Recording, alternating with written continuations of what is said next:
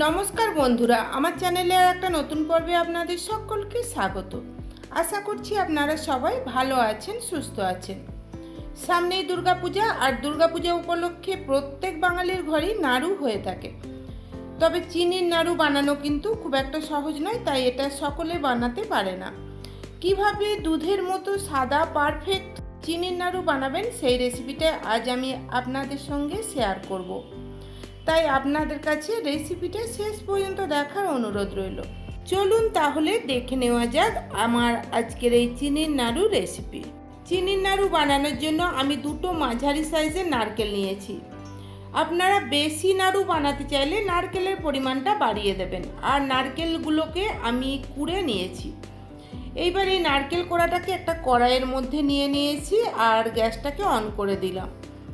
তারপরে এই নারকেল কোড়ার মধ্যে দিয়ে দিলাম 500 গ্রাম চিনি। একটা নারকেলের জন্য লাগে 250 গ্রাম চিনি। চিনির পরিমাণ কম হয়ে গেলে কিন্তু নারকেলে পাক আসবে না, তাই পরিমাণটা কিন্তু ঠিকঠাক রাখতে হবে।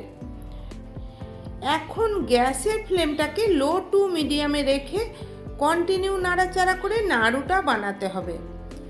চিনির নাড়ুর ক্ষেত্রে নাড়াচাড়া বন্ধ করা মোটেই যাবে না, হাত ব্যথা হয়ে গেলেও কিন্তু না। নাড়াচাড়া যদি বন্ধ করে দেওয়া হয় তাহলে চিনি খুব তাড়াতাড়ি কড়াইয়ের নিচে লেগে লাল হয়ে যাবে। আর চিনি যদি লাল হয়ে যায় তাহলে নাড়ুর কালার কিন্তু দুধের মতো সাদা হবে না। সেই জন্যই আমি বলেছি যে চিনির নাড়ু বানানো কিন্তু খুব একটা সহজ কথা নয়।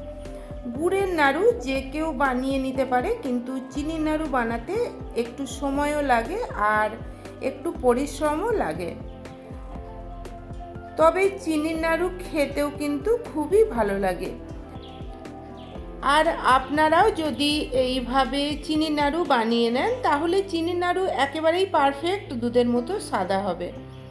এইভাবে কন্টিনিউ 10 মিনিট নাড়াচাড়া করার পর নাড়ুর যে মিশ্রণটা অনেকটাই আঠালো হয়ে গেছে।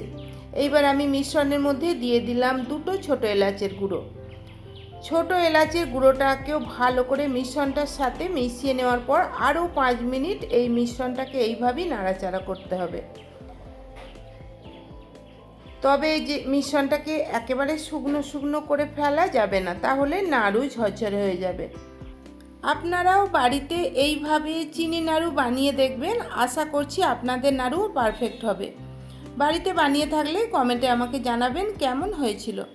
রেসিপি ভালো লাগলে লাইক করে বন্ধুবান্ধব আত্মীয় পরিজনদের মধ্যে শেয়ার করে দেবেন। আর আমার চ্যানেলটা যদি সাবস্ক্রাইব করা না থাকে সাবস্ক্রাইব করে দিয়ে পাশে থাকা বেল নোটিফিকেশান অল করে রাখবেন।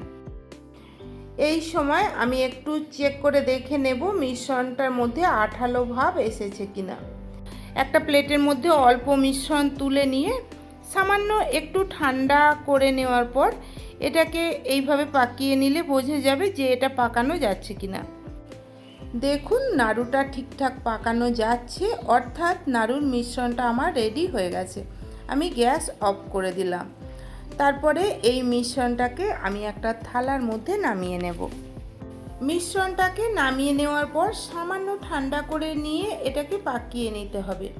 একেবারে ঠান্ডা হয়ে গেলে নাড়ু কিন্তু পাকানো যাবে না, ঝরঝরে হয়ে যাবে। তাই গরম অবস্থাতেই এই নাড়ুকে পাকিয়ে নিতে হয়। তার জন্য আমি একটা প্লেট নিয়ে নিয়েছি আর অল্প একটু মিশ্রণ নিয়ে এইভাবে প্রথমে চেপে চেপে এটাকে হাত দিয়ে পাকিয়ে নিলাম। তারপরে দু হাতের তালু দিয়ে এটাকে একটু গোল করে নিলাম। খুব হালকা হাতে গোল করতে হবে, না হলে নাড়ু ভেঙে যাবে। একটা নাড়ু পাকানো হয়ে গেছে, আমি এইভাবে বাকি নাড়ুগুলো পাকিয়ে নেব। তাহলে বন্ধুরা কেমন লাগলো আমার আজকের এই চিনির নাড়ুর রেসিপি? যদি ভালো লাগে আপনারাও বাড়িতে বানিয়ে দেখবেন। আজকের মতো তাহলে রেসিপিটা এখানেই শেষ করলাম। সবাই ভালো থাকবেন, সুস্থ থাকবেন। ধন্যবাদ।